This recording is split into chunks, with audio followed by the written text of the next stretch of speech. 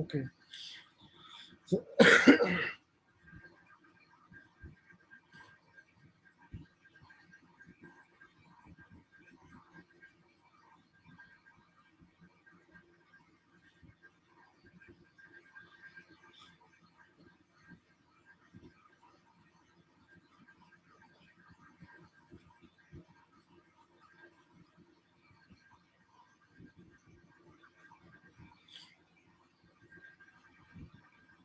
So क्या मैं आप लोगों को लिखाऊं क्या कौन कौन से रीजन्स थे? देखो, फर्स्ट रीजन था नंबर 1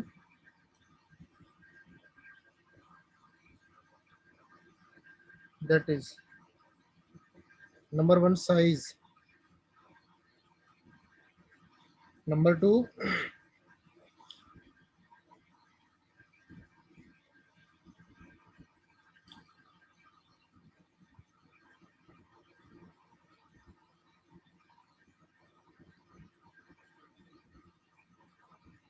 ना ये आपका इंक मार्कर्स में थोड़ा सा और मोटा कर सकता हूँ या इतना ठीक है, पतला सा दिख रहा ना आपको स्क्रीन में?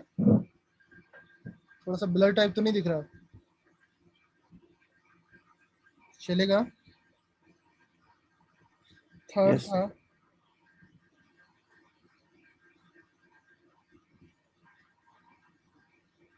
Charge density. हाँ, आपके माइंड में एक और आइडिया आ रहा होगा कि सर पोलराइजिंग पावर भी होता है। तो due to small size,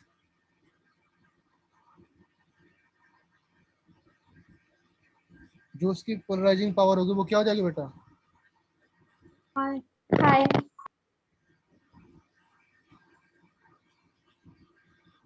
polarising power. Okay, ये पॉइंट थे जिसकी वजह से वो एबनॉर्मल बिहेवियर शो कर रहा था। Now, इसके बाद हमने डिफरेंसेस देखे थे beryllium with other metals. Okay,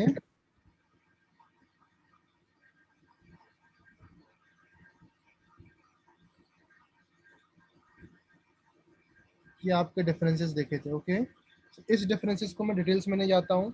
just like वही डिफरेंसेस थे कि आपका ये बेरिलियम आपका हार्ड होता है, अदर एल्कलाइन अर्थ मेटल आपके सॉफ्ट होते हैं। बेरिलियम का melting point boiling point high होता है, एल्कलाइन अर्थ मेटल का मेल्टिंग पॉइंट बॉइलिंग पॉइंट आपका लो होता है। बेरिलियम आपका कोवेलेंट कैरेक्टर शो करता है, ये आपके आयनिक कैरेक्टर शो करते हैं। बेरिलियम आपका वाटर में डिजॉल्व हो जाता है, सॉरी एल्कलाइन एल्कलाइन सॉल्यूशन में लाइक NaOH में डिजॉल्व हो जाता है। बट ये जो आपके ये मेटल्स हैं ये डिजॉल्व नहीं होते हैं। ओके, बिकॉज ये खुद ही बेसिक नेचर शो करते हैं। बेरिलियम आपका एम्फोटेरिक नेचर शो करता है, दैट इज वाई ये डिजॉल्व हो जाता है ना। अच्छा, डिजॉल्व होने के बाद टेल मी, बेरिलियम आपका NaOH के साथ रिएक्शन करेगा, प्लस H2 लेते हैं तो क्या कंपाउंड बनाता है बेटा? Na2BO2 Na2 BeO2 BO2। अगर यहाँ पर H2O है दैट मीन्स 2H2O लग जाएगा, अगर H2O नहीं है तो यहाँ पर H2O नहीं लगा हुआ। सिंपल है, क्लियर है? साथ में क्या क्या होता है? साथ में कुछ और फॉर्म होता है। H2 very good. Now beryllium का ऑक्साइड एंड हाइड्रोक्साइड आपका एम्फोटेरिक बिहेवियर शो करता है। ओके, एंड इसके ऑक्साइड एंड हाइड्रोक्साइड आपके एल्कलाइन बिहेवियर शो करते हैं, ये तो आप जानते हो ना। एंड एसिड से रिडली रिएक्ट कर जाते हैं। सिमिलरली लाइक एल्यूमिनियम का कार्बाइड जो आपका रिएक्शन करता है, एल्यूमिनियम के कार्बाइड सिमिलरली बेरिलियम के कार्बाइड आपके रिएक्शन करके रिस्पेक्टिव गैस देते हैं, लाइक CH4 देंगे, C2H2 देंगे, या प्रोपाइन गैस दे सकते हैं। ओके, इस तरीके से आपको गैस देते हैं। Due to the small size इसकी टेंडेंसी होती है, strong tendency to form complexes. Beryllium का साइज छोटा होने की वजह से इसकी टेंडेंसी होती है कि कॉम्प्लेक्स फॉर्म करेगा, बट अदर एल्कली मेटल्स की उतना टेंडेंसी नहीं होती है कि ये कॉम्प्लेक्स फॉर्म करे, बिकॉज इनका साइज काफ़ी बड़ा हो जाता है। ओके, नाउ नेक्स्ट बेरिलियम आपका कोवेलेंट बिहेवियर शो करता है। ओके, ये तो मैंने ऑलरेडी बता चुका हूँ। It also beryllium it's compounds do not impart any colour. Beryllium के कंपाउंड्स लाइक क्लोराइड वगैरह कोई भी कलर शो नहीं करता। बेरिलियम के साथ मैग्नीशियम का भी कंपाउंड आपका कोई भी कलर शो नहीं करता है। डू रिमेम्बर, याद है ना आपको? उसके नीचे आपका कैल्शियम, स्ट्रोंशियम एंड बेरियम आपके कलर शो करते हैं। एनी आइडिया ना? आपको आइडिया है कि नहीं है? जो बेरिलियम और मैग्नीशियम के आपका कोई कलर शो नहीं करता, and similarly calcium, strontium and beryllium आपके ये कलर शो करते हैं। ये आपका मैंने लिखाया था in the differences between beryllium and other alkali metals. Now अभी देखना आपको diagonal relationship between aluminium and beryllium. अभी बेरिलियम की प्रॉपर्टीज जब इनसे एल्कलाइन अर्थ मेटल से मैच नहीं करती है तो वो किन से मैच करती है? कोई तो एक ऐसा मेटल्स या फैमिली ऑफ मेटल्स जो अब इनका फैमिली होगा जिससे मैच करती होगी। Okay, Al. वो है aluminium. Okay, so diagonal relationship between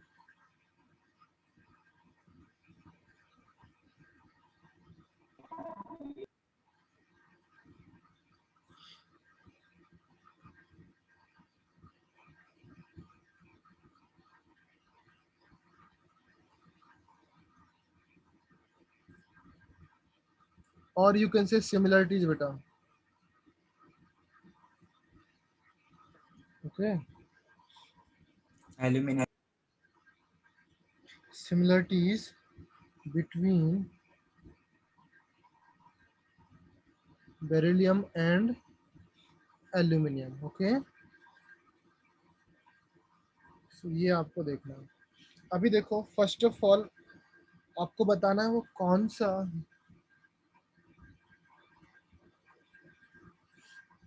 okay,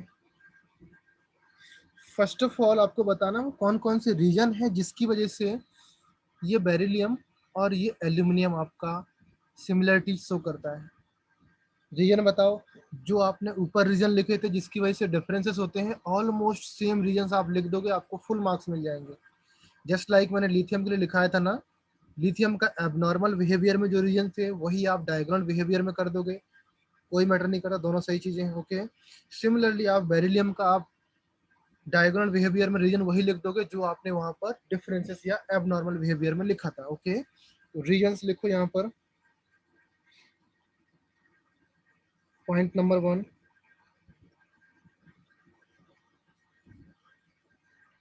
now अभी मैं पोलराइजिंग में कहीं पर एस लिखता हूँ कहीं पर जेड लिखता हूँ बेटा, इतना तो आप लोग समझदार होगे कि दोनों मीनिंग सही है। ओके, तो टेंशन नहीं लेने का, सर कहीं पर जेड लिखते हैं कहीं पर एस लिखते हैं, दोनों सही होंगे यहाँ पर। Okay, so polarising power of Be+2 and Aluminum+3 ions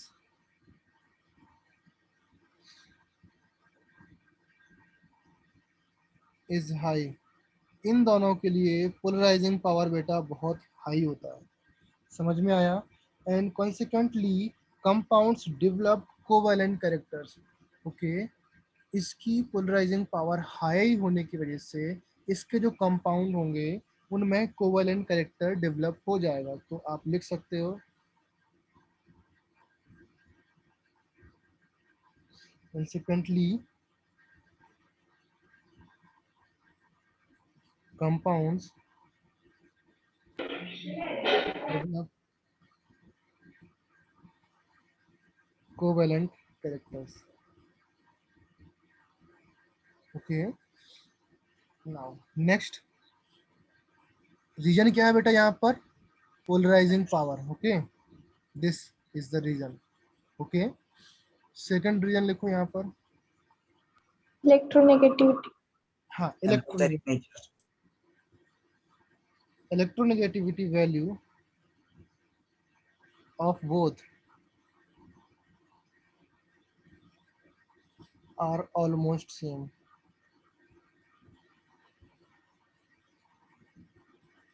okay,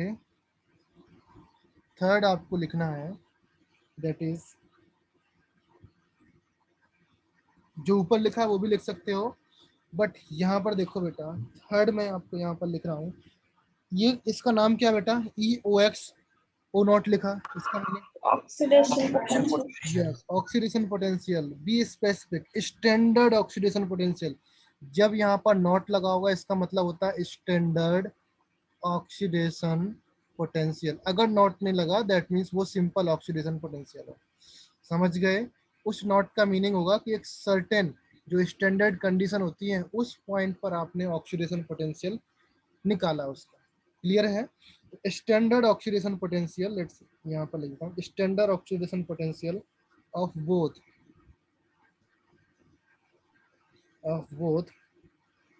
are very close to each other.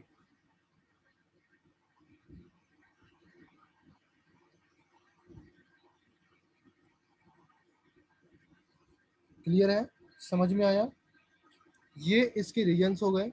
Now मैं रीजन्स को हाईलाइट कर देता हूँ यहाँ पर, इलेक्ट्रोनेगेटिविटी वैल्यू एंड यहाँ पर ऑक्सीडेशन पोटेंशियल, ये आपके रीजन्स हैं। ओके, उस रीजन की वजह से क्या क्या सिमिलरिटीज हैं वो सिमिलरिटीज आप नोट डाउन करो यहाँ पर।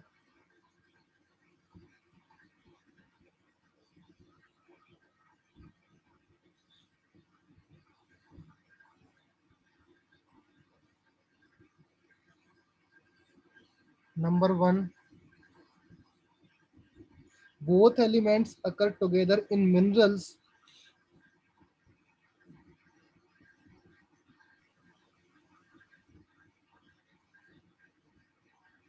occurs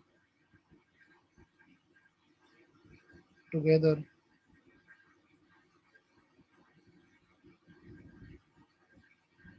in the mineral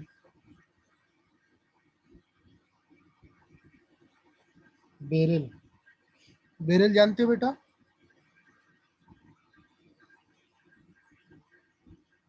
beryl जानते हो कि नहीं जानते हो? नहीं। नहीं जानते लोग। बेरिल का फॉर्मूला ये है 3BeO dot Al2O3 dot 6SiO2। तो यहाँ पर आपको बेरिलियम भी दिख रहा, एल्यूमिनियम भी दिख रहा। समझ में आया? क्लियर है? चलो नेक्स्ट पॉइंट आपका, both not affected by atmosphere.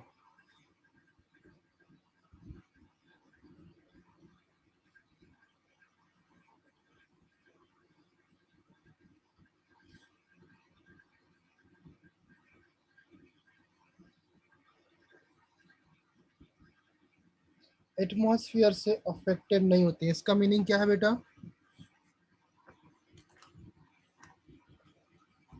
They do not react with oxygen and मतलब जो एटमॉस्फेयर में जो आपकी गैसेस होती हैं डायरेक्टली उनसे रिएक्शन नहीं करते हैं। nitrogen. ओके। थर्ड आपका, do not decompose water. Do not decompose water. Fourth point,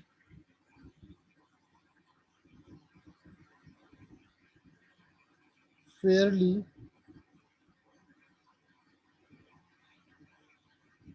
resistant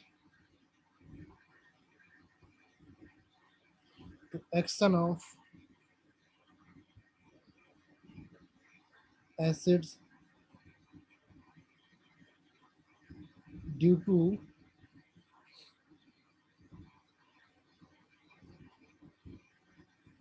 protective layer या protective film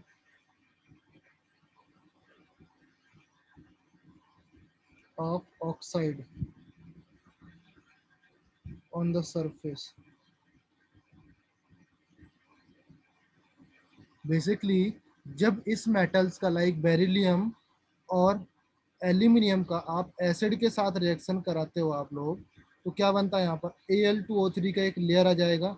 सिमिलरली यहाँ पर B2O3 का एक लेयर आ जाएगा। ओके, सॉरी BeO का एक लेयर आ जाएगा। तो ये लेयर इस जो कंपाउंड से आप रिएक्शन करा रहे हो, सपोज आपका एल्यूमिनियम था, अभी एल्यूमिनियम की जो सरफेस होगा बेटा यहाँ पर Al2O3 का लेयरिंग आ गया ऊपर।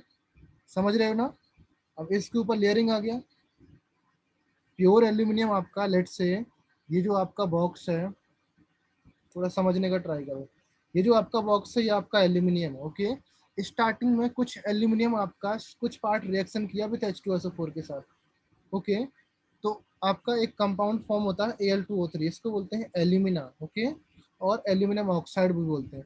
तो इसके ऊपर क्या होगा, एक लेयर फॉर्म हो जाएगी, इसके ऊपर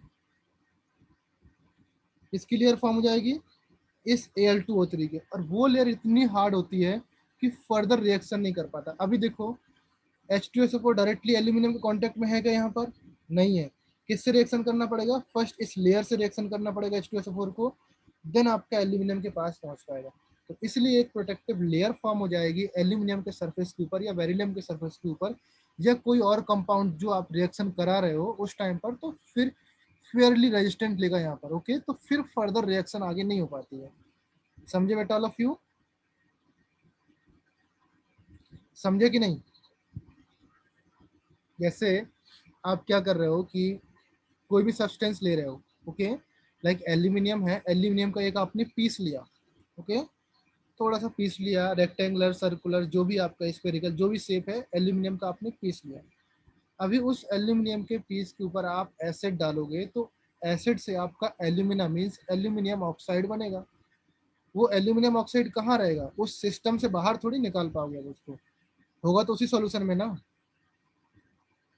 समझ रहे हो ना, समझ रहे हो ना, उसी सॉल्यूशन में होगा। लाइक मैंने यहाँ पर आपका पीस लिया, यहाँ पर आपका H2SO4 पड़ा, ये आपका H2SO4 है, ये आपका एल्यूमिना। अभी इससे रिएक्शन करके इसका ऊपर का आउटर मोस्ट लेयर पे आपका एल्यूमिना का फिल्म या लेयर फॉर्म हो गया, फिर डायरेक्टली कांटेक्ट में आपका H2SO4 रिएक्शन नहीं कर पाएगा, इसलिए फेयरली रेजिस्टेंट होते हैं, okay. Now point number 5, dissolve in caustic alkaline,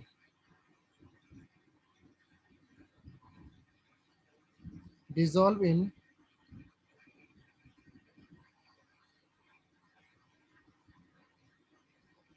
caustic alkalis. ये क्या है बेटा,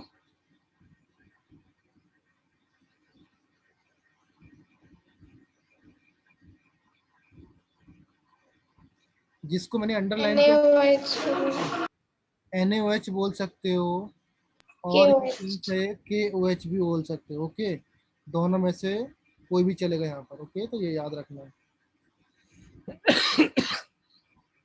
पॉइंट नंबर 6,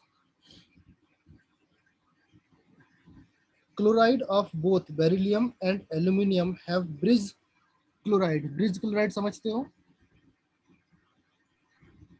Dimeric, वही yes, polymer. Very good very good. Chloride of both beryllium and aluminium have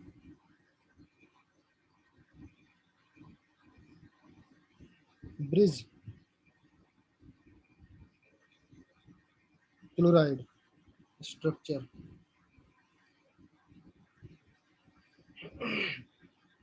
in vapour phase. याद रखना बेटा, वेपर फेज की बात कर रहा हूँ मैं, ओके।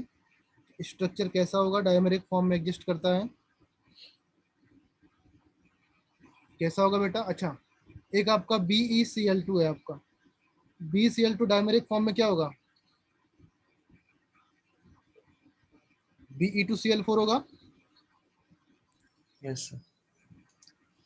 AlCl3 डायमेरिक फॉर्म में क्या होगा? Al2Cl6।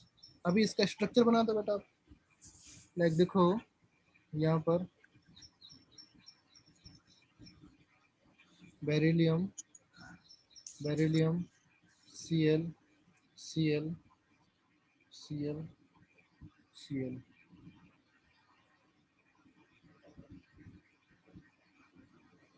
ये यहाँ पर बॉन्ड बन रहा है, ये यहाँ पर बॉन्ड बन रहा है, यहाँ पर बॉन्ड बन रहा है, यहाँ पर बॉन्ड। क्लियर है?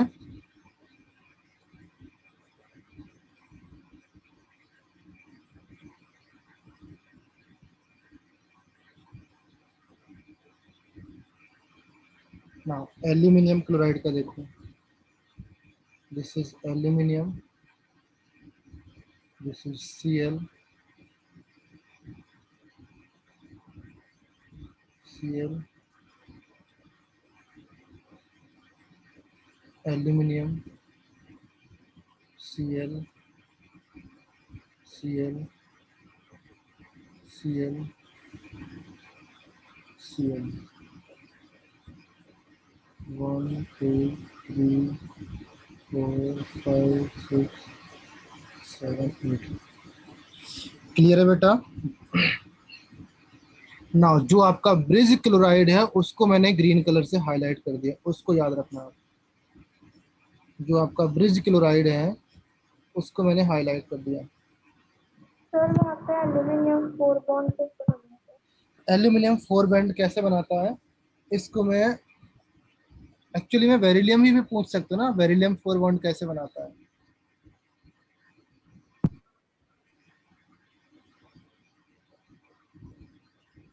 किसी को आइडिया है ये क्यों फॉर्म कर रहा है, किस तरीके से फॉर्म कर रहा है? सर वो पार्शियल बॉन्ड रहते हैं ना। यस, पार्शियल बॉन्ड रहते हैं। Okay, any other? I think मैंने बताया था ना तुमको अभी कि बेरिलियम क्लोराइड का 3 सेंटर्ड 4 इलेक्ट्रॉन बॉन्ड बताया था इस तरीके से। हाँ वेपर ये फॉर्म में आपका डाइमर फॉर्म में एग्जिस्ट करता है, इस तरीके से कुछ बताया था। चलो समझ लो यहाँ पर किस तरीके से होता है। ओके, एक्चुअली में होता क्या है कि इसको थोड़ा सा अलग से मैं बताता हूँ कि इरेज कर दूंगा, अगर नोट करना है तो आप लोग नोट कर लेना, इस नोट्स में नहीं रहेगा। ओके, लाइक AlCl3 है आपका ना, इधर पर ध्यान देना। एल्यूमिनियम का अगर मैं 3 बॉन्ड यहाँ पर कनेक्टेड करा देता हूँ, यहाँ पर Cl, यहाँ पर Cl, यहाँ पर Cl, तो क्या इसका ऑक्टेट कंप्लीट हुआ? No sir. ऑक्टेट कंप्लीट नहीं हुआ ना। यहाँ पर एल्यूमिनियम के कितने इलेक्ट्रॉन्स हुए? 6 6। 6 इलेक्ट्रॉन हुए। इसको कितने इलेक्ट्रॉन्स और चाहिए ऑक्टेट कंप्लीट करने के लिए? 2 2 इलेक्ट्रॉन। तो बेसिकली अगर इसका डाइमर फॉर्म एग्जिस्ट करता है AlCl3 या Al2Cl6, तो क्या यहाँ पर Al कोई बॉन्ड बन रहा है क्या जो 2 इलेक्ट्रॉन्स आ रहे हैं? ऐसा नहीं होता। ओके, एक्चुअली में जो इसका स्ट्रक्चर होता है जो ऊपर बनाया मैंने, फिर से मैं यहाँ पर बनाता हूँ। Aluminium Cl, Cl, Cl, Cl, यहाँ पर एल्यूमिनियम, यहाँ पर Cl, Cl, Cl। एक्चुअली में होता ये है कि ये जो Cl है आपका, ये Cl आपके 2 इलेक्ट्रॉन इसको दे रहा होता है, और ये जो Cl है आपका 2 इलेक्ट्रॉन इसको दे रहा होता है। अभी देखो आप इस एल्यूमिनियम का देखो, इस एल्यूमिनियम का कितने इलेक्ट्रॉन्स हो गए और इसके कितने इलेक्ट्रॉन्स हो गए, काउंट करो बेटा। 6 8 इलेक्ट्रॉन हुए। 8 इलेक्ट्रॉन हुए कि नहीं हुए? यस सर यहाँ पर Cl देखो, Cl का एक बॉन्ड बन रहा है, बट Cl के पास लोन पेयर होते हैं ना, एक बॉन्ड बनाने के बाद भी कितने लोन पेयर होते हैं? 3 लोन पेयर होते हैं। 3 इसने एक लोन पेयर दे दिया, यहाँ पर वही लोन पेयर इसने दिया। समझ रहे हो कि नहीं?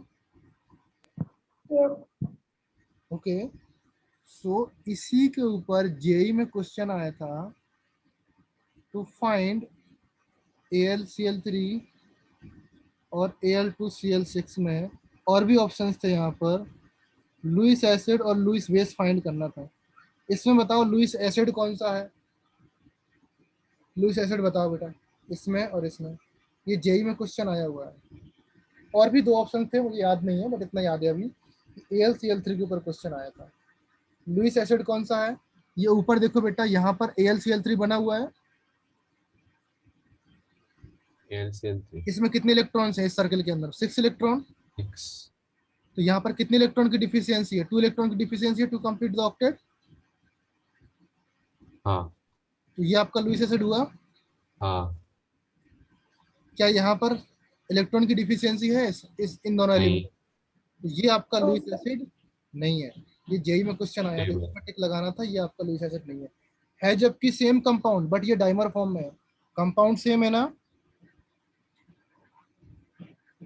हाँ याद रख लेना इस तरीके से। यहाँ पर कोऑर्डिनेट बॉन्ड होता है, ये आपके 2 इलेक्ट्रॉन्स डोनेट करता है। इसको हम लोग जब आपका एल्यूमिनियम वाला ग्रुप चलेगा ना, वहाँ पर और डिटेल्स में बताऊंगा मैं। इसमें बैक बॉन्डिंग भी होती है, कोऑर्डिनेशन कंपाउंड भी फॉर्म करने की टेंडेंसी रखता है ये AlCl3, किस तरीके से आता है। ओके, लाइक AlCl3 है, आप AlBr3 भी कर सकते हो, AlI3 भी कर सकते हो, AlCl3 भी होगा, AlF3 भी होगा। इन चारों में से कौन सा सबसे अच्छा लुइस एसिड होगा? कौन सा सबसे खराब लुईस एसिड होगा, तब वहां पर हम कंपैरिजन देखेंगे। ओके, वो आपका 13 ग्रुप एलिमेंट्स, 13 ग्रुप का पार्ट है। समझ में आया? यहाँ तक समझ में आया? ये जो बॉन्ड होता है, किसी भी एक बॉन्ड को, चाहे मैं नीचे वाले बॉन्ड को कर सकता हूँ, इस वाले बॉन्ड को या इस वाले बॉन्ड को, जो आपको अच्छा लगता है। एक्चुअली में ये बॉन्ड एग्जिस्ट करता है, लेट से मैंने नीचे वाले को कर दिया, यहाँ पर ये इस तरीके से एग्जिस्ट करता है, तो यहाँ पर ये वाला हो जाएगा। समझे? सिमिलरली Cl2 में होता है। ओके, तो ये याद रखना ना। पॉइंट नंबर कितना हो गया बेटा? 6 हो गया आई थिंक। हाँ चलो, पॉइंट नंबर 7 देखो, इसको इरेज कर रहा हूँ, जिसको नोट डाउन करना कर लो। नोट डाउन कर लिया ना?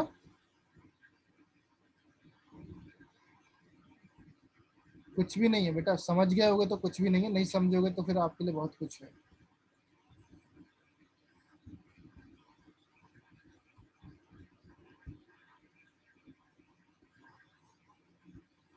Okay, so point number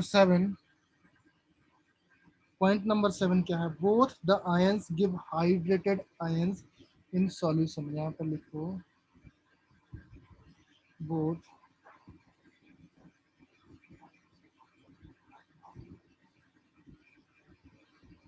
give hydrated ions in solution like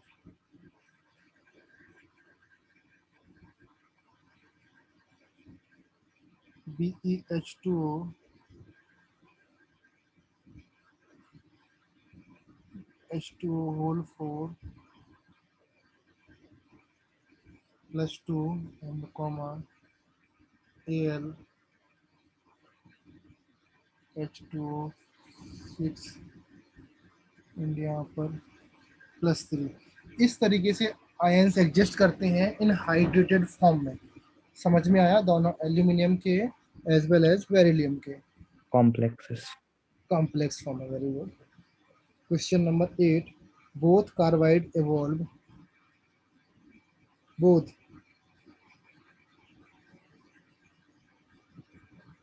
carbides evolve methane on hydrolysis.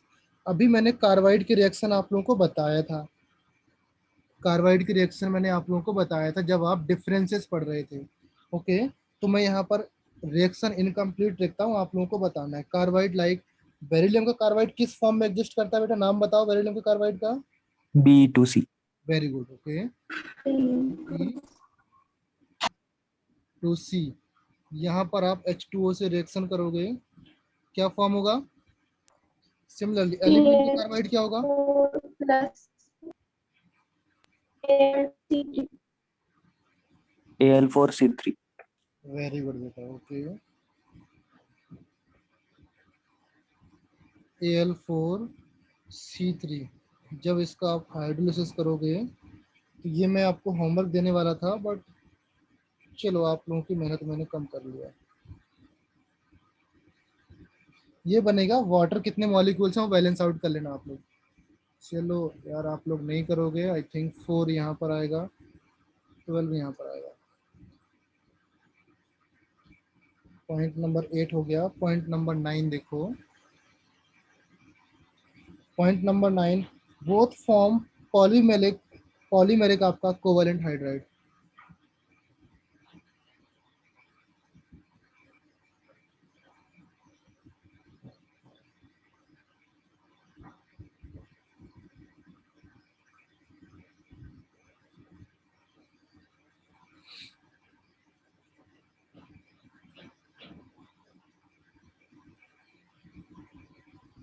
Point number 9 हो गया। Point number 10,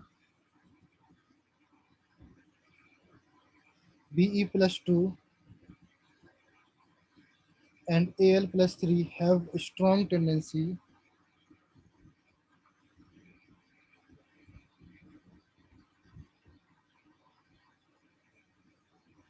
to form complexes.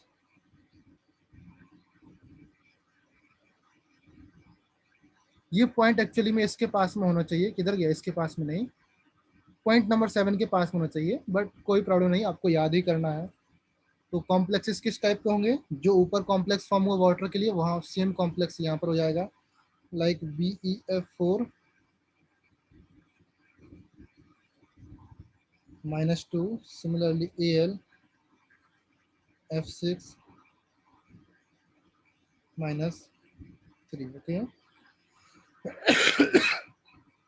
Point number 11, sorry, both oxide and hydroxide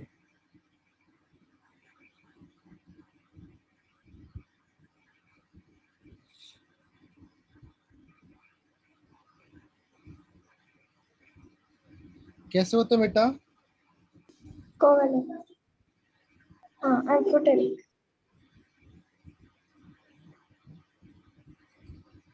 इस point को note down कर लेना, ये JEE में last 3 year से मतलब कंटिन्यूअसली पूछा जा रहा है, इसके ऊपर कोई ना कोई कुछ बेस्ड क्वेश्चन आता ही आता है इस पॉइंट के ऊपर। सो पॉलीमेरिक हाइड्राइड हो चुका है आपका। Next point 12 number point, both combine with N2,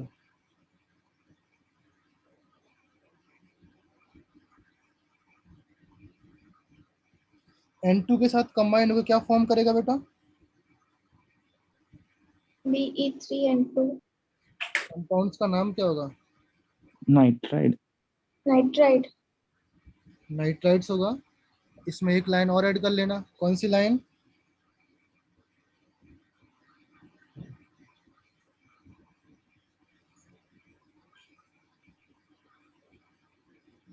hydrolysis produce NH3। NH3। Very good. Okay, तो ये आपकी सिमिलरिटीज हो गई, आई थिंक इतना काफी है। ओके, ज्यादा आपको पढ़ना भी नहीं है। ओके, इसके बाद आपके इसमें भी कंपाउंड्स आ जाते हैं, like compounds of group 2। Okay, group 2 elements, for example compounds आपको यहाँ पर आपको क्या क्या पढ़ना मैं आपको नोट डाउन करा देता हूँ। लाइक फर्स्ट आपको कैल्शियम पढ़ना है, कैल्शियम किस तरीके से बनता है। ओके, कैल्शियम के बाद आपको जो पढ़ना है वो कंपाउंड है आपका क्विक लाइम।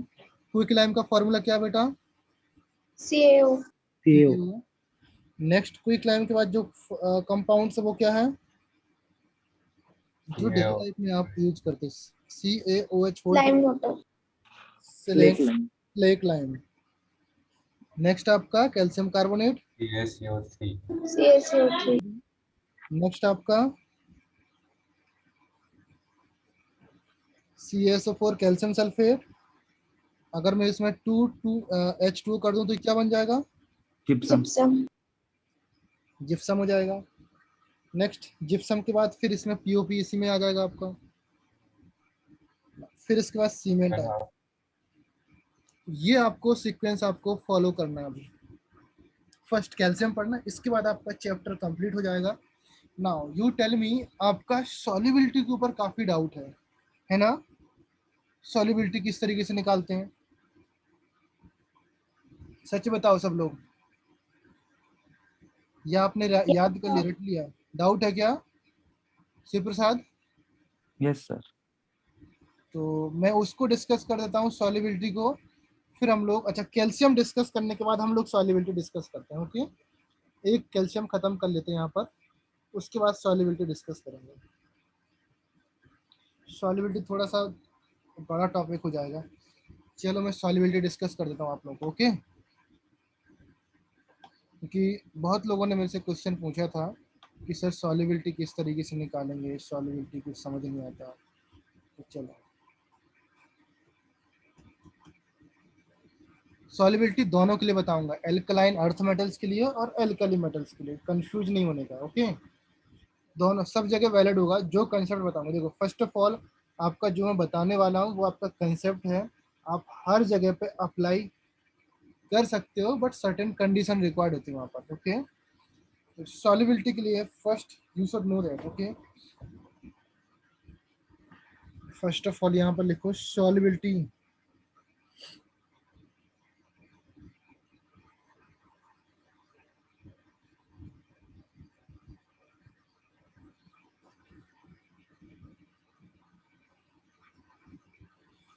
सॉल्युबिलिटी किस तरीके से करते हैं हम लोग।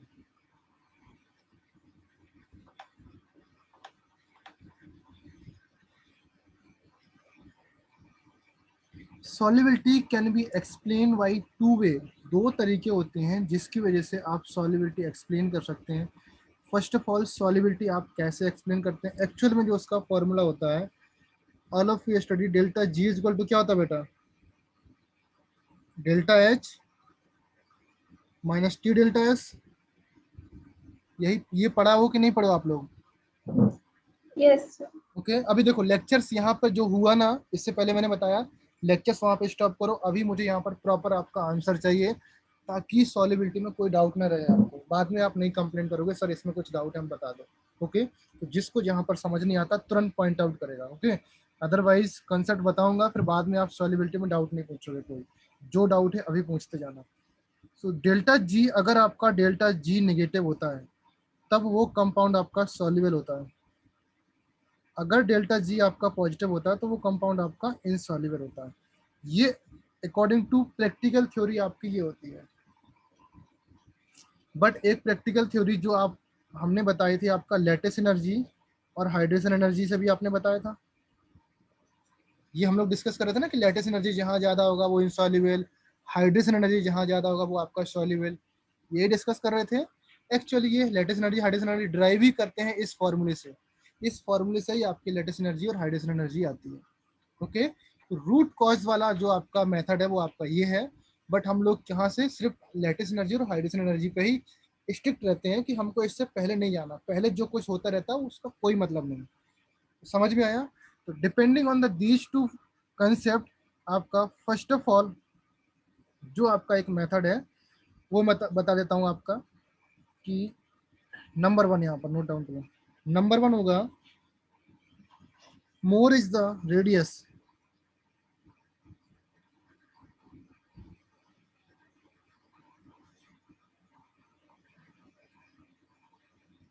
more is the radius differences between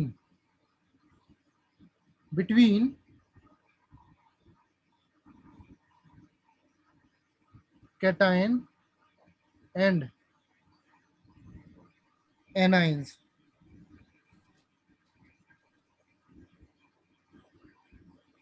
more will be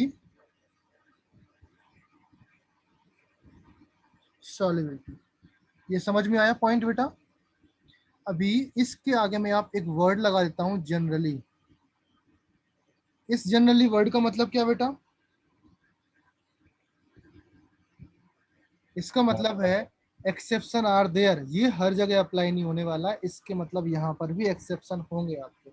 okay वो एक्सेप्शन किस तरीके से, पहले ये रूल समझ लो। रूल का मतलब ये बोल रहा हूँ मैं, अगर एक सर्कल आपका इतना है और दूसरा सर्कल आपका इतना है, ये दोनों ऑलमोस्ट इक्वल हैं, और एक सर्कल, सर्कल मीन्स यहाँ पर मैं एटम्स की बात कर रहा हूँ। ओके कैटाइन और एनाइन इतना है, एनाइन आपका इतना बड़ा है, तो इसमें सॉल्युबिलिटी किसकी ज्यादा होगी, लेफ्ट वाले एटम्स की, लेफ्ट वाले एलिमेंट्स की, राइट वाले एलिमेंट की? बोलो रेडियस डिफरेंस किस में ज्यादा होगा, लेफ्ट में या राइट में? राइट में। राइट में, तो इसकी सॉल्युबिलिटी ज्यादा होगी। पॉइंट क्लियर हुआ? More is the radius difference between cation and A9, that means उसकी सॉल्युबिलिटी आपकी ज्यादा। क्लियर है? सेकंड पॉइंट आपका आता है फजान्स रूल।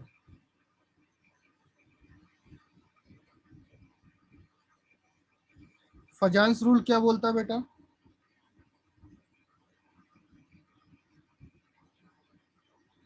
अगर पोलराइजिंग पावर आपकी इंक्रीज होती है इसका मतलब क्या होगा बेटा?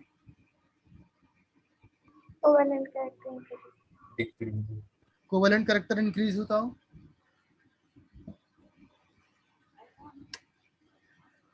यही होता है ना?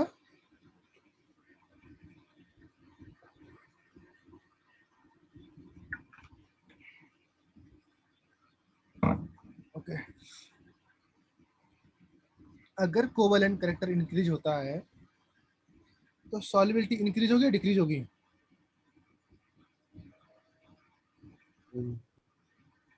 अरे बेटा आयनिक कंपाउंड्स की सॉल्युबिलिटी ज्यादा होती है, कोवेलेंट की तो कम होती है ना। तो पोलराइजिंग पावर इंक्रीजेज, इसका मतलब कोवेलेंट कैरेक्टर इंक्रीजेज, इसका मतलब सॉल्युबिलिटी आपकी डिक्रीज। बट यहाँ पर दिख रहा है ना बेटा, इस कंपाउंड और इस कंपाउंड में पोलराइजिंग पावर होगा ना, होगा ना, बट फिर भी इसकी सॉल्युबिलिटी ज्यादा है। तो ये एक जो रूल्स मैंने बताया है, रूल नंबर 1 रूल नंबर 2, एक दूसरे के कॉन्ट्राडिक्टेड है, मतलब एक दूसरे को अपोज करते हैं। तो कहीं कहीं पर आपका ये रूल वैलिड है, कहीं कहीं पर आपका ये रूल वैलिड है। ओके, तो इस रूल से आप जाओगे तो बहुत सारा कंफ्यूजन आएगा आपको, समझ में आया? अगर इस रूल से आप जाओगे तो आपको बहुत सारा कंफ्यूजन आएगा। ओके, तो आपको क्या करना है, लैटिस एनर्जी वाला कॉन्सेप्ट देखना है। तो लैटिस एनर्जी का कॉन्सेप्ट क्या है, देखो यहाँ पर अगर मैं लिखूं यहाँ पर,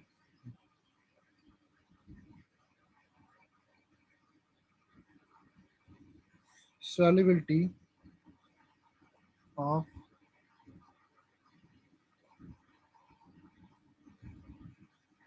ionic compounds like S block, S block के कंपाउंड्स की ही बात कर रहे हैं हम लोग यहाँ पर। ये चीज समझ में आया? Now first of all you have to tell me कि वो कौन कौन से आयंस होते हैं जो आपका एस ब्लॉक बनाता है। एन आयंस पूछ रहा हूँ मैं आपको। एक आपका एफ नेगेटिव होगा, एफ नेगेटिव होगा कि नहीं होगा? सी एल नेगेटिव, अरे बेटा NaF NaCl इस तरीके से कंपाउंड बनाते हैं कि नहीं बनाते हैं? एक आपका F negative, Cl negative, Br negative, Br negative, Cr I negative, negative, I negative, SO4 double negative, CO3 double negative, CO3 double negative, फिर आप NO3 HCO3 single negative, negative, SO3, NO3 negative, NO3, N3 minus. C2O4, N3 minus नहीं आएगा बेटा, N3 minus सारे compounds नहीं form कर जाता। Okay, जो जनरली आपके एग्जाम में आते हैं वो आपके ये हैं जो सारे कंपाउंड्स फॉर्म करते हैं, बिकॉज आपको ट्रेंड्स देखना है ना। एंड आपका ClO4 single negative. I think और कुछ याद आ रहा है क्या इसके बाद? हाँ चलो, इसके बाद और कंपाउंड्स हैं। ऑक्साइड भी आता है आपका O नेगेटिव, OH नेगेटिव आता है। अभी आई थिंक कंप्लीट हो चुके होंगे। और कुछ दिमाग में आ रहा है क्या? जो कुछ दिमाग में आ रहा है लिख। S2 minus, हम्म, S2 minus, जो कुछ दिमाग में आ रहा है लिख लेना आप लोग। ओके, चलो अब मैं बताता हूँ आपको इस तरीके से। इसको आपको दो कैटेगरीज में डिवाइड करना है आपको, दो कैटेगरीज में इन द सेंस। देखो फर्स्ट आपको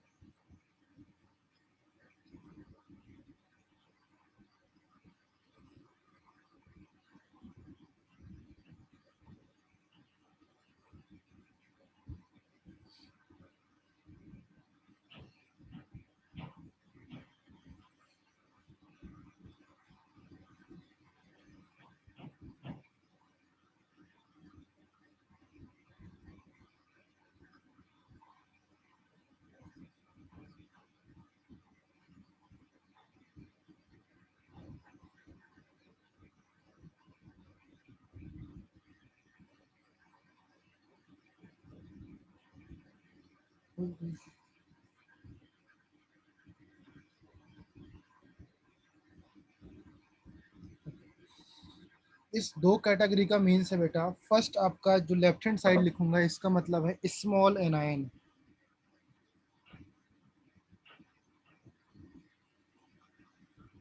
स्मॉल एनायंस में आपके जो कंपाउंड्स आने वाले हैं वो ये हैं, लाइक आपका F negative, O2 negative and OH negative.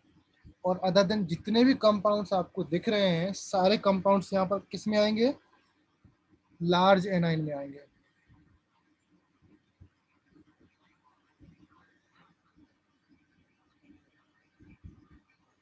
समझे? स्मॉल में कौन आ रहा है आपका? This one and this one. Clear है? ये चीज समझ में आया ना? Now you have to remember that जब कभी आपका कंपाउंड स्मॉल एनाइन के साथ बना होगा, लाइक आपका NaF हो या MgF2 हो या BeF2 हो, कुछ भी कंपाउंड हो एस ब्लॉक में, चाहे वो ग्रुप 1 का हो या ग्रुप 2 का हो, इन तीनों कंपाउंड के साथ आपका कंबाइंड हो या इन तीनों एनाइन से मिलकर का आपका कंपाउंड बने, तो वहां पर आपका लैटिस एनर्जी डोमिनेंस होती है। क्या होती है बेटा? लैटिस एनर्जी डोमिनेंट होगी। क्या समझे बेटा? जब भी कभी आप F negative, O double negative, OH negative का कंपाउंड्स आपको दिखे, वहां पर आपको लैटिस एनर्जी काउंटेबल ठहराना है, लैटिस एनर्जी को आपको कंसीडर करना है, हाइड्रोजन एनर्जी को कंसीडर नहीं करना है। समझे पॉइंट? यहां तक क्लियर हुआ? नेक्स्ट आपका देखो, लार्ज कैटायन है, फिर से आपकी कैटेगरी डिवाइडेड हो जाती है। लाइक लार्ज कैटायन को भी 2 कैटेगरी में डिवाइड कर दिया। यहाँ पर देखना,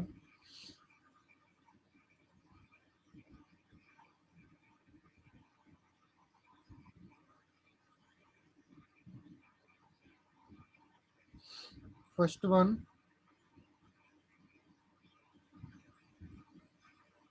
and second one. Okay, first one में जो कंपाउंड है आपका,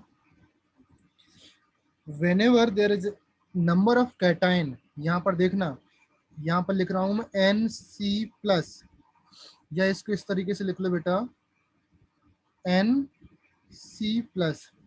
इसका मतलब है number of cation, cation means positive charge वाले, इज इक्वल टू Nc की जगह आप क्या लिखोगे? आप एनाइन।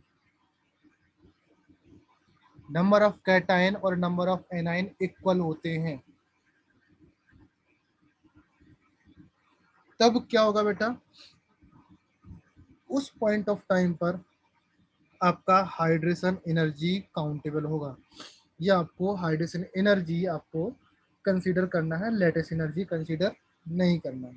ओके, नाउ नेक्स्ट देखो, जब आपका अभी एक आपका इक्वल हो गया, तो इसका मतलब यहाँ पर क्या हो जाएगा? Nc positive not equal to Na negative, यही होगा ना? अरे बोलो यस और नो, यही होगा। अभी जब ये दोनों चीजें होंगी, इसका मतलब यहाँ पर भी आपके 2 कंडीशन पॉसिबल होगा, एक आपका ग्रेटर देन वाला, एक आपका लेस देन वाला। इसका मतलब Nc पॉजिटिव ग्रेटर देन होगा आपका Na नेगेटिव के साथ, और एक कंडीशन आपका बनेगा Nc पॉजिटिव लेस देन होगा Na नेगेटिव के साथ। इस केस में बेटा यहाँ पर आपका जो होगा, जब ग्रेटर देन होगा तब आपका लैटिस एनर्जी देखना है, और जब लेस देन होगा तब आपका हाइड्रेशन एनर्जी देखना है। पूरा चार्ट याद रहेगा जो बना हुआ है। स्मॉल एनाइन के साथ ऑलवेज आपको लैटिस एनर्जी देखना है। जब आपके लार्ज एनाइन हो तो वहां पर आपको कंसीडर करना है कि अगर दोनों इक्वल हैं, इक्वल मींस जैसे देखो, अगर मैंने आपके सामने लिखा Na2CO3, यहाँ पर कैटाइंस कितने हैं? 2, एनाइंस कितना है? 1। अरे CO3 एक पूरा एनाइंस होगा ना, समझा कि नहीं? यस। तो यहाँ पर कैटाइन 2 और एनाइन 1, इसका मतलब कैटाइंस ज्यादा है, तो आपका ये वाला रूल लगेगा। अरे यस और नो बोलो, हाँ। लगेगा ना ये वाला रूल? तो आपको यहाँ पर ये चीज आपको अभी मैं इरेज करता हूँ। लाइक अगर मैं बोलूँ, आपके सामने लिखा होगा MgCO3, इसका मतलब कैटाइन भी 1 आपका और एनाइन भी आपका 1, तो कौन सा रूल लगने वाला है? ये वाला रूल लगने वाला है। समझा ना? अगर मैंने लिखा आपका MgNO3 होल ट्वाइस, इसका मतलब कैटाइन कितना है? 1 और एनाइन कितना है? 2, इसका मतलब आपका ये वाला रूल लगने वाला है। समझा? अगर मैंने लिखा NaF, इसका मतलब स्मॉल है, तो आपका ये वाला लग जाएगा। तब आपको इक्वल नहीं लगाओगे आप, कि सर यहाँ पर पॉजिटिव भी एक है नेगेटिव भी एक है, तो मैंने इक्वल लगा दिया, हाइड्रोजन एनर्जी कर दूंगा, तब नहीं लगाओगे आप। समझे? तो ये सारा चीज समझे कि नहीं समझे आप, पहले ये बताओ, तब मैं एग्जाम्पल्स में जाऊंगा आपको, अदरवाइज आपको एग्जाम्पल समझ नहीं आएगा। Yes sir. चलो ओके, ये चीज क्लियर हो गई, तो चलो अभी हम चलते हैं ना। अभी एक चीज और देख लो कि डाउन द ग्रुप जाने पर हाइड्रेशन एनर्जी इंक्रीज होती है डिक्रीज होती है? हाइड्रेशन एनर्जी इंक्रीज डिक्रीज क्या होगी आप बताओ? इंक्रीज। हाइड्रेशन एनर्जी आपकी इंक्रीज, और लेटेस्ट एनर्जी इंक्रीज। पक्का? अच्छा ये बताओ। Yes sir. चलो ठीक है, latest energy increase, hydration energy increase, चलो मान लिया। किस पे डिपेंड करती है latest energy hydration energy? Delta G.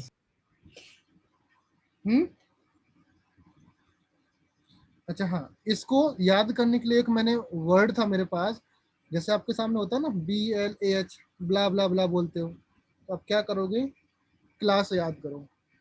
Cation size larger, इसका मतलब latest energy. A9 size larger, इसका मतलब हाइड्रोजन एनर्जी। यहाँ पर कैटायन लार्जर, इसका मतलब latest energy.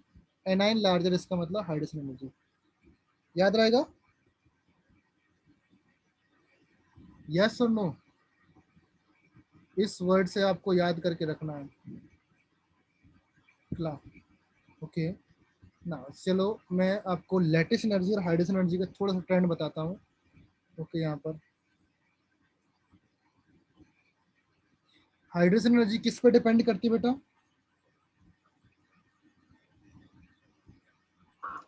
Size of ion. Smaller the size of ion, क्या होगा, ग्रेटर द हाइड्रोजन एनर्जी और लोअर द हाइड्रोजन एनर्जी?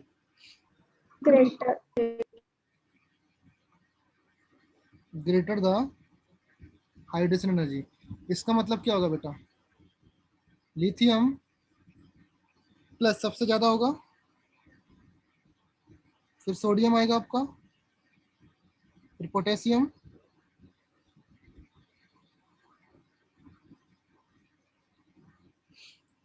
यही होगा? यस और no? Yes sir.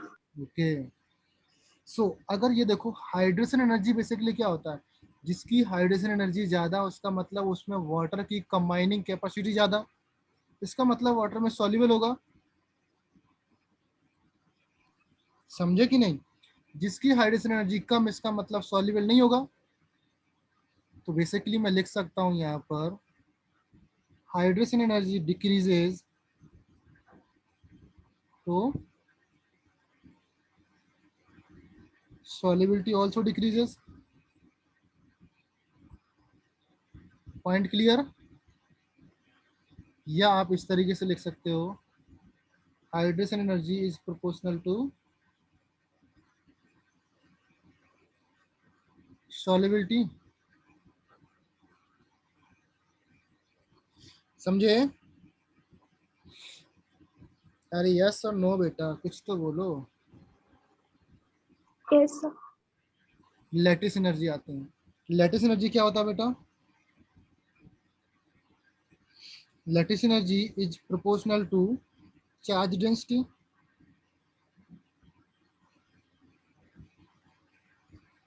Okay, and जो चार्ज डेंसिटी होता है, दैट इज प्रोपोर्शनल टू और inversely proportional to size of ion. यही होगा? डू यू एग्री और नॉट? इसका मीनिंग ये है कि अगर लेटेस्ट एनर्जी आपकी डिक्रीज हुआ,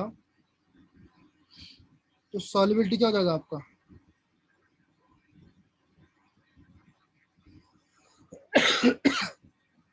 सॉल्युबिलिटी इंक्रीज होगा ना बेटा, बिकॉज लैटिस मीन्स होता है क्रिस्टल। क्रिस्टल मीन्स आपका एक पीस, जैसे आपका पत्थर होता है, स्टोन होता है। लैटिस मीन्स वैसा ही होता है ना, मैंने आपको सॉलिड स्टेट में बताया था कि लैटिस आपका क्या होता है, लैटिस पॉइंट बताया था। लैटिस एनर्जी आपकी डिक्रीज हो रही है, इसका मतलब सॉल्युबिलिटी आपकी इंक्रीज हो रही है। ओके, तो ये चीज याद रखना, लैटिस एनर्जी और सॉल्युबिलिटी में आपका उल्टा रिलेशन है और हाइड्रोजन एनर्जी में आपका सीधा रिलेशन है। क्लियर है? Point clear? नो, अभी आप चलते हैं बैक टू बैक क्वेश्चन पर, जो आपके पास क्वेश्चन है। चलो, क्वेश्चन नंबर 1 देखो, LiNO3 NaNO3 KNO3 RbNO3 CSNO3। Now you have to tell me कि यहाँ पर कैटाइन और एनाइन की साइज देखो। कैटाइन कितना है? 1, 1 और एनाइन क्या है? 1 कैटाइन 1 एनाइन 1, इसका मतलब दोनों इक्वल हैं। तो कौन सा रूल लगने वाला आपका? Hydration energy. Hydration energy. Hydration energy. अब hydration energy down the group जाने पर क्या होता है? इंक्रीज। डाउन द ग्रुप जाने पर डिक्रीज होती है ना, ये लिखा हुआ है, लिखा ना, ये लिखा हुआ है बेटा, डाउन द ग्रुप जाने पर हाइड्रोजन एनर्जी डिक्रीज होती है ना, नहीं समझे? सर पहले इंक्रीज बोला था ना। कहां पर इंक्रीज होगा? हाइड्रोजन एनर्जी क्या होता है बेटा? Smaller the size of ions greater the sir आप हाइड्रोजन। जब ट्रेंड बता क्या क्या क्या? ट्रेंड बताते समय लैटिस एनर्जी और हाइड्रेशन एनर्जी इंक्रीज बोला था। ट्रेंड्स बताते समय लैटिस एनर्जी और हाइड्रोजन एनर्जी इंक्रीज आयंस की बताया था मैंने, किसी कंपाउंड के लिए सर बताया होगा मैंने, किसी कंपाउंड के लिए बताया होगा मैंने, ऐसा आयंस के लिए नहीं बताया होगा। सर अगर आयंस नहीं होंगे तो फिर इंक्रीज ही होगा ना।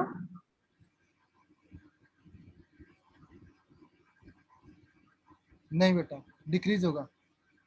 लैटिस हाँ सर डिक्रीज ही होगा। डिक्रीज ही होगा हाइड्रोजन एनर्जी। हाइड्रोजन एनर्जी आपकी डिक्रीज ही होने वाली है, यही करेक्ट एक्सप्लेनेशन है आपका। अगर मैंने लिखाया हो गलत तो मुझे वो स्क्रीनशॉट भेजना बेटा, कोई भी आप लोग, फिर मैं उसको रीड करके करेक्ट कराता हूँ। बट ऐसा होना नहीं चाहिए, मैंने नहीं लिखाया होगा। लिखा है नहीं, अभी अभी बोलते समय बोलते समय मैंने क्या बोला? इंक्रीज? इंक्रीज। हाँ नहीं बेटा, ये लिखा ना सामने, मैं भी ध्यान नहीं दिया होगा, मैंने कुछ बोला होगा, बट लिखा तो है ना सामने। लिथियम की सबसे ज्यादा होगा, फिर सोडियम का, फिर पोटेशियम का, रुबिडियम का। समझ में आया ना? ट्रेंड्स ग्रुप में डाउन द ग्रुप जाने पर इंक्रीज होगा, डिक्रीज होगा।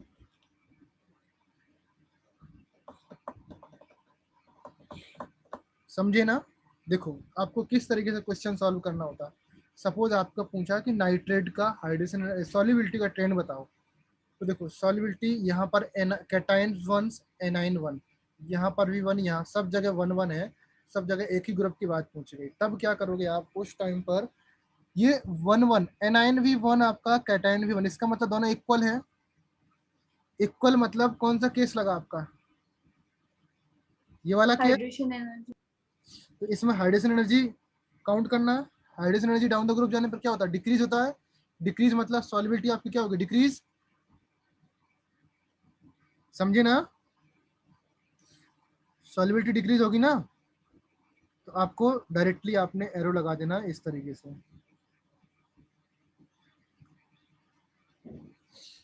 समझे? चलो दूसरा एग्जांपल देखो।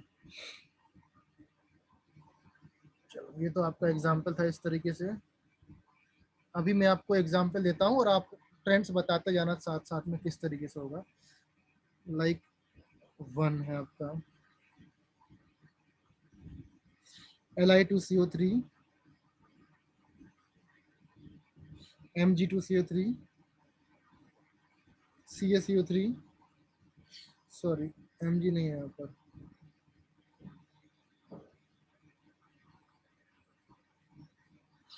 Na2 है, एंड यहाँ पर आपका K2 है। फिर आपका आएगा Rb2 CO3, फिर आपका आएगा CS2CO3।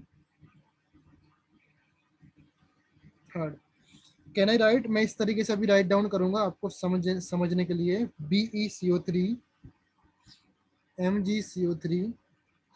ओके, मैं कुछ एग्जांपल आपको लिख देता हूँ, उसके बाद मैं शॉर्टकट में राइट डाउन करूंगा।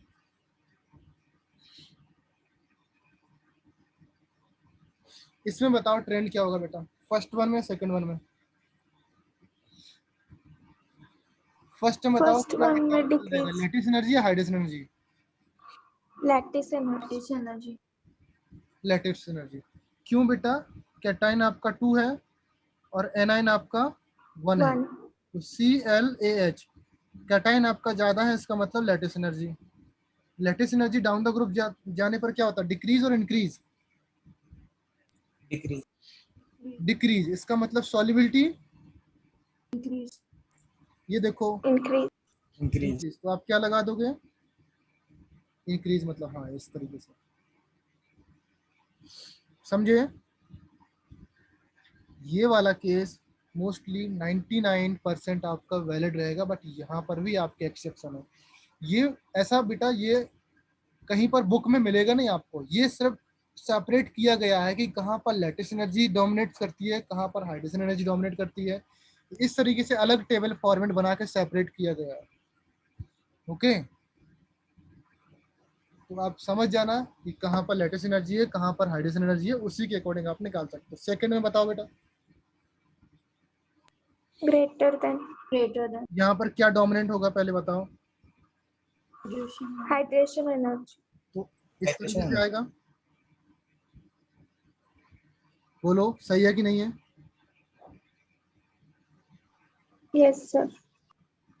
थर्ड वन देखो, अभी मैं क्या लिख रहा हूँ, Li2SO4 2, डायरेक्टली लिखूं CS, इसका मतलब समझ जाओगे ना, बीच का आपका Na K Rb सब है, समझोगे या नहीं? यस Li2SO4 है, फिर आपका Na2SO4 है, फिर आपका K2SO4 है, फिर आपका Rb2SO4 है, फिर आपका CS2SO4 है। फिर फोर्थ वन में आप देखो Be, इसमें आपका आएगा barium. Now you have to tell me यहाँ पर क्या डोमिनेट रहेगा, लिथियम, लैटिस एनर्जी और hydrogen energy? Lattice energy. First one में लैटिस एनर्जी, सेकंड वन आपका हाइड्रेशन हाइड्रोजन एनर्जी। तो फर्स्ट वन में क्या होगा, डिक्रीज और इंक्रीज? इंक्रीज, सेकंड वन में डिक्रीज। डिक्रीज। निकाल पाओगे? यस ओके, तो मैं कुछ आपको एग्जांपल देता हूँ जिसको आपको करके लाना है, और बिफोर द लेक्चर्स, अगर लेक्चर्स नहीं होता है तो मुझे आप पर्सनली व्हाट्सएप में वेरीफाई कर लेना सही है कि नहीं। ओके, तो क्वेश्चन नंबर 5, Li2SO3 से लेकर के CS2SO3 6 आपका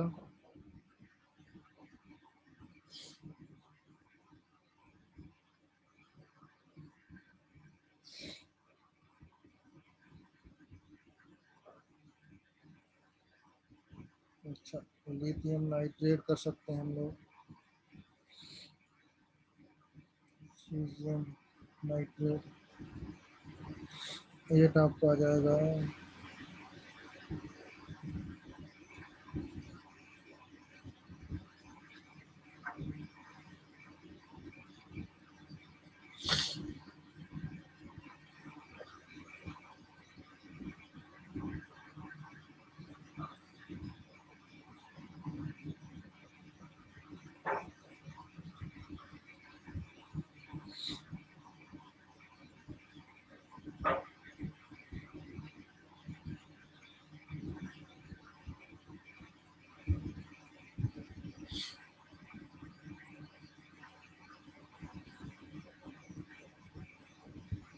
मैंने इसलिए नहीं बताया था उस टाइम पर, मैं सोचा कि सॉल्युबिलिटी है आपका, थोड़ा सा कंसेप्ट अलग से है, क्योंकि इसमें जो चीज़ें हैं वो सारी याद करने वाली हैं, कुछ कंसेप्ट ऐसा है नहीं, मतलब ये बनाया हुआ, मेरा कंसेप्ट बनाया हुआ है बेटा, ओके, अलग से।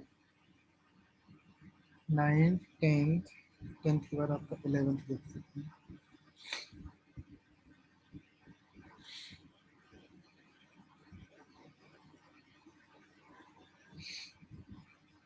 ये मुझे कहाँ पे मिला पता है? मुझे अपने नोट्स में मिला हुआ है, जो मेरा जेई प्रिपरेशन का 2012 के टाइम का नोट्स है।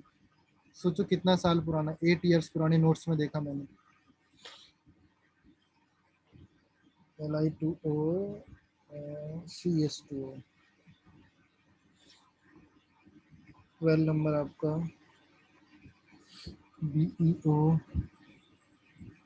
हाँ, इसमें भी कुछ एक्सेप्शन है, वो एक्सेप्शन मैं आपको बताता हूँ क्या एक्सेप्शन है। पहले मैं आपको एग्जाम्पल दे दूं, जो जो ये फॉलो करते हैं, अभी तक जितने मैंने एग्जाम्पल दिए सारे फॉलो करते हैं ये रूल्स, ओके। जो एक्सेप्शन है मैं वो लिखा दूंगा आपको, ओके, डोंट वरी।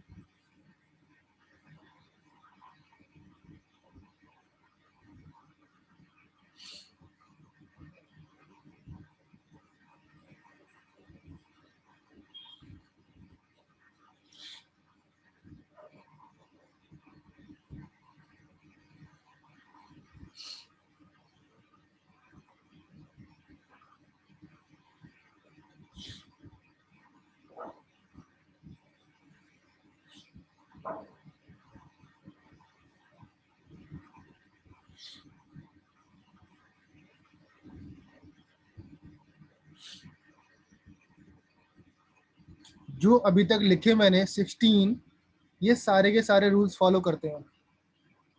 तो ये आपको तो कर लेना है इस टेबल के अकॉर्डिंग, जो आपका ये टेबल बनाना, सॉरी टेबल, जो भी चार्ट बोल सकते हैं, इसके अकॉर्डिंग आपको फॉलो कर लेना। समझे? कर पाओगे या नहीं? यस और नो? अरे हाँ या नहीं, कुछ बोलते नहीं हो आप लोग, मुझे लगता है आप लोग सो जाते हो। चलो अभी देखते हैं एक्सेप्शन।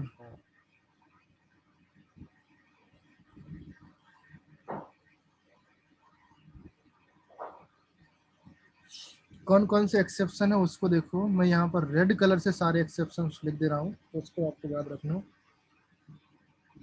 नंबर 1 है NaHCO3,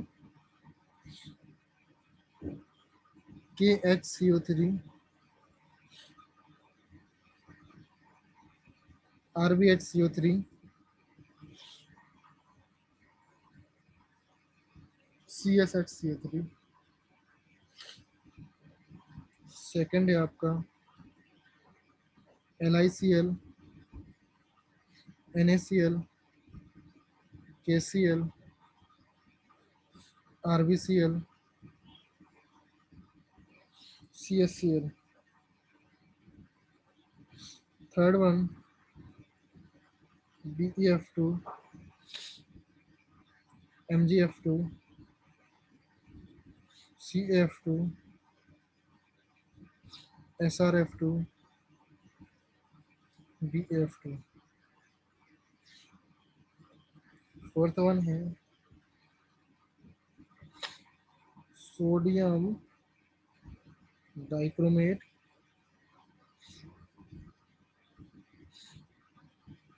फिफ्थ वन है आपका BeC2O4, MgC2O4, CaC2O4, SrC2O4 and BaC2O4। ये चीज समझ में आया बेटा?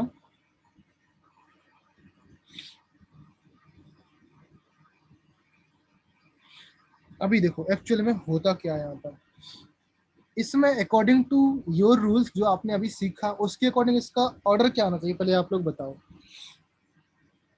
यहाँ पर एनाइन आपका 1 है, Na positive,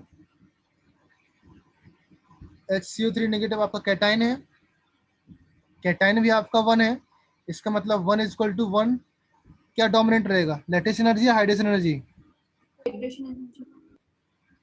lattice energy, hydration energy. Hydration energy. तो हाइड्रेशन एनर्जी डोमिनेट रहेगा। डाउन द ग्रुप जाने पर हाइड्रेशन एनर्जी क्या होती है? डिक्रीज। इसका मतलब ये रूल आना चाहिए, ये ऑर्डर आना चाहिए, आना चाहिए कि नहीं? बट ये नहीं होता है एक्चुअल में, आपका ये होता है।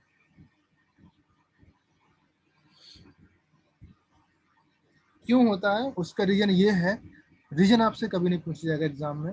रीजन ये है कि डाउन द ग्रुप जाने पर आपका डाइमराइजेशन,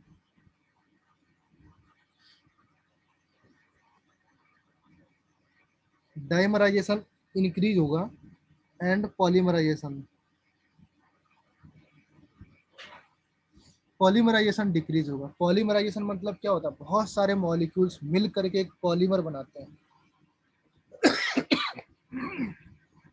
सॉरी, पॉलीमराइजेशन आपका डिक्रीज होता है।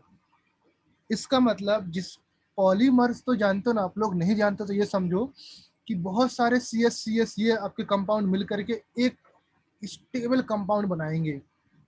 तो लेट से यहाँ पर सी एस आपके मिल गए 20,000, तो 20,000 सी एस का कंबाइंड मास आपका ज्यादा हो जाएगा ना?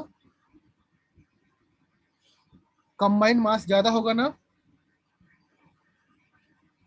लेट से अगर C S H C O three आपका एक पॉलीमर कंपाउंड बनाता है, हाइपोथेटिकल सिनारियो, तो 20,000 कंपाउंड मिलकर के पॉलीमर तो जानते हो ना बेटा क्या होता है? यस और नो? नहीं जानते हो तो बताओ बताओ पॉलीमर क्या होता है? पॉलीमर एक चेन टाइप कंपाउंड होता है, लाइक आप जैसे AlCl3 था ना, एक चेन टाइप का। तो जिसका मास ज्यादा हो जाएगा बेटा, उसका मतलब वो कम सॉल्युबल होगा। जिसका मास ज्यादा हो जाएगा, वेट ज्यादा हो जाएगा, तो वो कम सॉल्युबल होगा कि नहीं होगा? अरे हाँ या ना, कुछ तो बोलो। नहीं समझे? इस तरीके से समझो कि लाइक आपका NaHCO3 है, इसके मैंने 20,000 कंपाउंड ले लिए, ओके, एंड इसके भी मैंने 20,000 कंपाउंड ले लिए। तो जिसका मास ज्यादा होगा वो कम सॉल्युबल होना चाहिए ना। डाइमराइजेशन मतलब होता है आपका डाइमर फॉर्म, पॉलीमराइजेशन मतलब होता है पॉलीमर फॉर्म। तो डाइमराइजेशन इंक्रीज होता है बट पॉलीमराइजेशन डिक्रीज होता है। इसका मतलब पॉलीमर फॉर्म करने की टेंडेंसी आपकी डिक्रीज होती है। तो ये सिर्फ मॉलिक्यूल किस में एग्जिस्ट करेंगे? एज अ डाइमर फॉर्म में एग्जिस्ट करेंगे। बट ये आपका compound as a polymer form में एग्जिस्ट कर सकता है, तो इसकी सॉल्युबिलिटी आपकी कम हो जाएगी in compare to this CHHCO3। समझे या नहीं? नहीं समझे तो फिर से समझो। जिसका पॉलीमराइजेशन हो रहा है, पॉलीमराइजेशन टेंडेंसी आपकी डिक्रीज हो रही है, इसका मतलब सबसे ज्यादा किस में होगा? इस कंपाउंड में होगा। तो उसका मास ज्यादा हो गया, जिसका मास ज्यादा हो गया उसकी सॉल्युबिलिटी आपकी डिक्रीज हो गई। हालांकि एग्जाम में कभी जेई में पूछा नहीं जाएगा कि इसका रीजन क्या है, बट आपको एग्जाम में ये पूछा जाएगा कि इसका ऑर्डर क्या है। ऑर्डर आपको याद रख लेना है कि डाउन द ग्रुप जाने पर ये क्या होता है? इंक्रीज होता है। समझ गए? नाउ सेकंड में देखो, सेकंड में आपको क्या आ जाएगा? अगर मैं यहाँ पर LICL में देखो, इसका यहाँ से यहाँ तक तो आपका डिक्रीज होता है, फिर यहाँ तक आपका आने पर इंक्रीज होने लगता है। तो वी कैन से दैट यहाँ से यहाँ तक आपकी कौन सी एनर्जी डोमिनेट करती है? हाइड्रेशन एनर्जी डोमिनेट करती है। और यहाँ से लेकर के यहाँ तक आपकी लैटिस एनर्जी डोमिनेट करती है। तो ये पॉइंट याद रखना। BeF2 के केस में, इस केस में देखो बेटा, इस केस में आपका ये जो ऑर्डर है ना, लाइक दिस ऑर्डर, ये ऑर्डर यहाँ से यहाँ तक एज इट इज फॉलो करता है। बट जो BeF2 है, ये कंपाउंड उठ के यहाँ आगे आ जाता है। मतलब हम यहाँ पर लिख सकते हैं BeF2 की सॉल्युबिलिटी सबसे ज्यादा हो जाती है। समझा? इस केस में इसकी सॉल्युबिलिटी होती है Na2CrO7, इसकी सॉल्युबिलिटी ज्यादा होती है।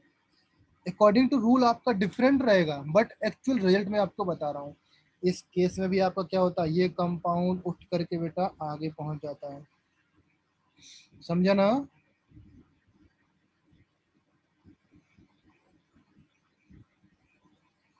तो ये आपके एक्सेप्शन है। जनरली तो आपका 100% मैं बोल रहा हूँ विद गारंटी के साथ एग्जाम में इसी से क्वेश्चन आएगा आपका। इवन जेई हो, नीट हो, कोई भी एग्जाम दो आपका कंपटीशन, इसी से ही क्वेश्चन मिलेगा। समझा? चांसेस कम है कि इससे बाहर आए आपका क्वेश्चन। तो ये सॉल्युबिलिटी याद रहेगा सबको। अभी कोई डाउट तो नहीं रहेगा सॉल्युबिलिटी में? एनीवन?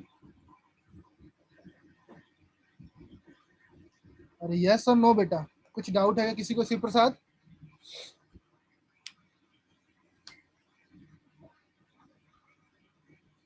आप लोग बोल नहीं रहे हो। No sir. बोलो बेटा, तब तो मेरा भी मन लगेगा। सो आई थिंक ये आपको जो चार्ट बना हुआ, ये चार्ट आप अच्छे से लर्न कर लो।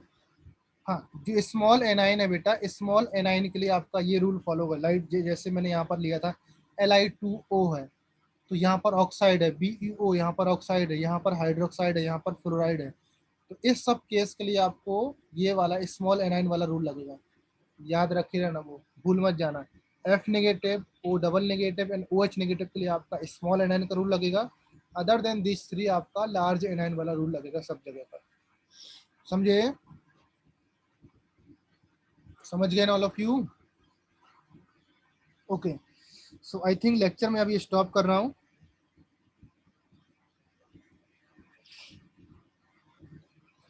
क्लियर है? समझ में आया? If anybody have any doubts, अगर कुछ प्रॉब्लम है तो मुझे बताओ। ओके? सर एग्जाम में एक्स ब्लॉक आने वाला है। एग्जाम में हाँ बिल्कुल आएगा। एग्जाम में ये समझो संडे को एग्जाम होता है, सैटरडे तक जितना पोर्शन कंप्लीट हो जाता है वहां तक आएगा एग्जाम में क्वेश्चन। ओके? अगर कभी पोर्शन में डिडक्ट करता हूँ, कम करता हूँ, तो मैं खुद अनाउंस कर दूंगा, खुद बता दूंगा आपको। अदरवाइज सैटरडे तक जितना कंप्लीट होगा वहां तक आपका सिलेबस आएगा। ओके?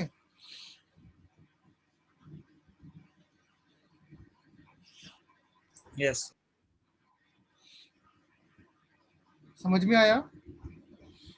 सो आई थिंक अभी मैं स्टॉप कर रहा हूँ। अगर फिर भी अगर किसी को डाउट है तो मेरे से पूछ सकता है पर्सनल मैसेज करके।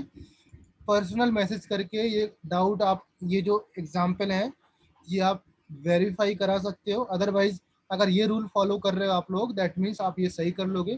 फिर भी कुछ डाउट है तो मेरे से पूछो। ओके? सो बाय एवरीवन। बाय बेटा, बाय एवरीवन। बाय। ओके, अपना ख्याल रखो, अच्छे से रहो। ओके?